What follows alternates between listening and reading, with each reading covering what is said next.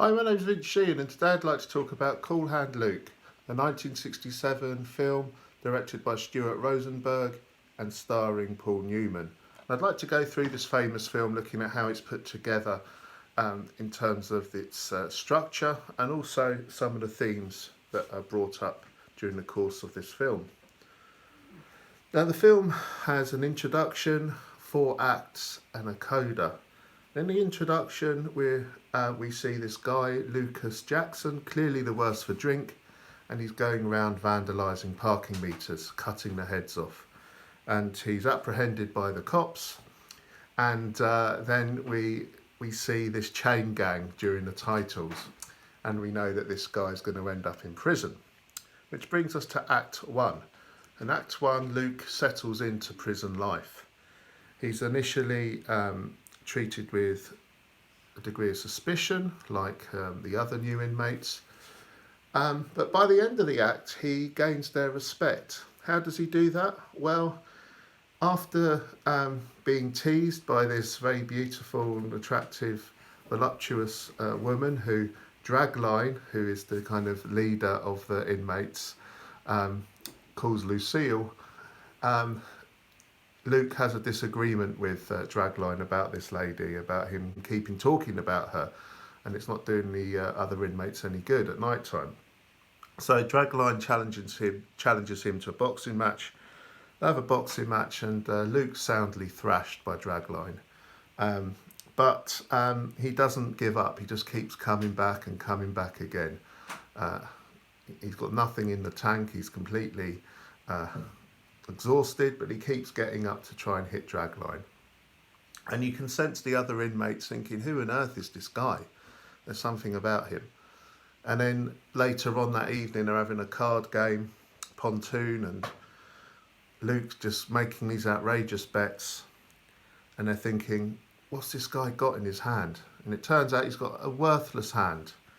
And he wins the money all through a worthless hand. And thus Dragline calls him Cool Hand Luke. And at the end of this game, you realise that Luke has won the respect and the admiration of the other inmates. Act 2 focuses on Luke's mother, and she comes and she is unwell. She visits him. She's clearly on her last legs, and it's a very moving scene because you can clearly see that Luke hasn't had the best family life, and there's a lot of they've been through a lot together, clearly, mother and son. But there's a love between them, and it's quite a moving scene. And Luke knows it's the last time he'll see his mum because she's so ill. And then they go back to prison, and they go and tar this road. And instead of taking it slowly, and grudgingly, Luke inspires them all to do it as quickly and as joyfully as they can, making it a kind of competition almost to catch up with the tar truck and to catch up with walking boss Godfrey, who's this rather terrifying looking guy with mirror sunglasses, who kind of clearly represents the evil and the oppression. He personifies the oppression of the prison regime, the guys in charge. And then perhaps the most famous moment of the film is the egg challenge. Luke quite wildly says that he can eat 50 eggs in an hour, and Dragline, is behind him, and he's taking the bets in, and there's this wonderful, scene. It's so funny and so charming, him eating these eggs in an hour, and he does the challenge, and he's kind of lying back like that on a table. And then after the egg challenge, Luke finds out that his mother has died, and somewhat cruelly he's put in the box, which is this small shed in the grounds where prisoners are kept in solitary confinement. And the other inmates feel for him, and they're singing to keep him going. And he's punished because they think he might try and run away to go to his mother's funeral. It's a very cruel punishment. Then in Act 3, Luke decides to make some attempts to escape. And during a party one night, he gets under the floorboards and he makes a run for it. And he sends back this magazine to the inmates, which turns out to be a forgery of him with these two lovely looking ladies. And, he's a real hero by now, the other inmates, Luke, particularly with Dragline. And then, but eventually Luke is caught, he's brought back, he's punished, he's put in the box. And also, it's here you have that famous, when he's caught, the captain of the prison says those famous lines, "What we got here is failure to communicate," which I know from the Guns N' Roses album, Use Your Illusion 2. But of course it's from this film, very famous quote. He makes another dash for it then. And this time he's caught again and he's punished incredibly severely. He's made to dig this ditch and fill it in again, dig it, fill it in over and over again until they completely break him. And here again you feel the inmates really behind him, supporting him, singing to him.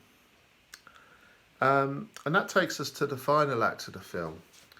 And this is where Luke appears to be broken, he appears to be subservient to the powers that be, to the prison guards and the bosses. And he's kind of lost respect to the inmates. He seems a shadow of what he was. But then just as you think he's, completely changed, he jumps in the truck and makes another dash for it. And Dragline jumps in with him. And they make their way to a church. And here is the final showdown. The prison authorities turn up. Luke mockingly quotes that captain's speech from earlier. What we got here is failure to communicate, and he's shot by walking boss Godfrey, the guy with the shades. But then he's put in a car and he's deliberately taken to a hospital further away because the captain doesn't want him to live. But he smiles, and after Dragline attacks the walking boss with the shades, you see the shades being crushed under the tyres of the car in a very powerfully symbolic way. And then we have a brief coda where Dragline eulogises about Luke. Luke is dead now, but he's talking about his smile. And we finish with a crumpled up photo from the magazine of Luke with those two ladies, which he kind of forged before and sent back to them. So what are we to make of this film? Well, what are the themes? Well, I suppose if you could boil it down, it's about one man's refusal to comply, whatever the cost.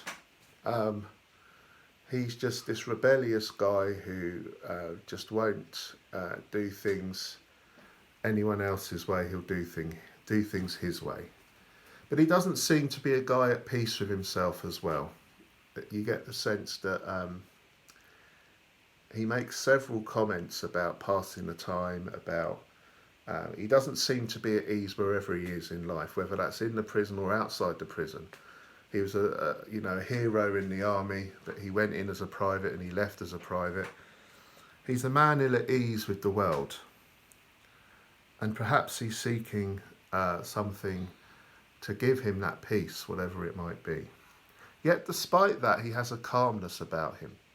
He's always smiling, as Dragline appreciates about him.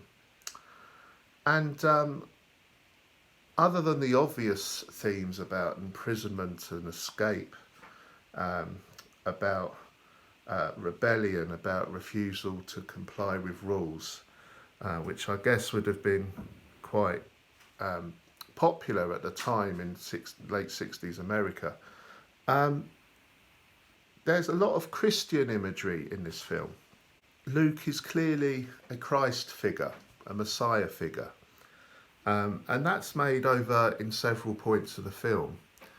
You often see him in, particularly when he goes in and out of the box with a white gown, a white shift, which is kind of, you could see as a kind of Christ-like attribute, or a holy attribute.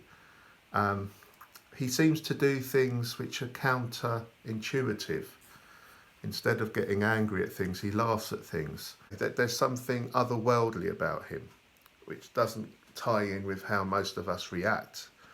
There's also the sense of his suffering, as Christ suffered. So there's famously after the egg challenge, Luke lies back on the table and he's in the pose of the crucifixion. And at the end of the film, we see a cross.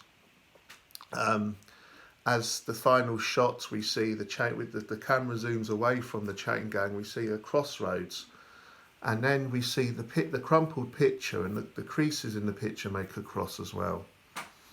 So there's something about someone coming into this situation, Luke coming into this prison, and bringing a sense of hope and freedom to the prisoners. I guess in a Christian sense, Christians believe that Jesus came to give hope and life to the world. So there's a very strong Christian message in this film, a very powerful one. And indeed, Dragline can be seen as a St. Peter character, someone who clearly idolises and worships Luke. Hero worships Luke, but he gets things wrong and he gets the wrong end of the stick. So he's a kind of bit like St. Peter in the Gospels. And it's Dragline who's telling others about Luke afterwards. So Cool Hand Luke, it's an excellent film. It's a deep film, a profound film, and a hugely charming, enjoyable film full of humanity. So if you haven't watched it, I recommend you do. And I've put a brief slideshow of some of the themes and the structure straight after this. Thanks for watching. Bye.